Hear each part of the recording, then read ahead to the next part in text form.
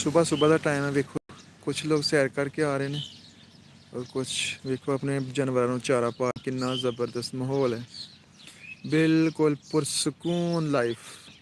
जिस तरह की इंसान कदी कदी दिल करता है कि बंदा ना बिल्कुल तन्हाई वाली जगह पर बैठ जाए जाके, परिंदियां दियां प्योर आवाज़ां, ओरिजिनल आवाज़ां परिंदियां दियां, और बिल्कुल सन्नाटा हर जगह तो, बिल्कुल कोई शोर शराबा नहीं। कुछ लोग अपना चारा लेने वास्ते जा रहे हैं, यह देखो बाबा जी अपना खोता लैके जा रहे हैं पट्ठे लेने वास्ते। किन्ना ही पुरसकून माहौल है, बिल्कुल शोर शराबे तो, शहर के शोर शराबे तो बिल्कुल दूर, और किन्ना ही ज़बरदस्त माहौल है पिंड का। बिल्कुल तन्हाई और पुरसकून जगह, इंज दी जगह तो बंदा बैठा होए तो वैसे ही सुकून आ जाता है। पिंड की वैसे तो हर चीज़ ही खूबसूरत है, लेकिन जोड़ा इंज का माहौल है ना, बिल्कुल देसी माहौल है। वेखो जानवर ने सुबह सुबह लोग अपने काम काज कर रहे हैं, पहला सब तो नमाज़ पढ़ते हैं उठ के, बिल्कुल सादा लोग ने पिंड के।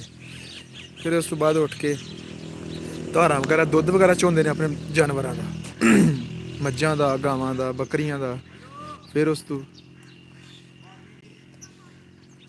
तो बाद ना लोग अपने जानवरों चारा पाते हैं। किन्ना ज़बरदस्त वीडियो वेख के दस्सियो किवें दी लगी तुहानूं, पिंड दी जिंदगी किंज दी लगदी है। Thank you.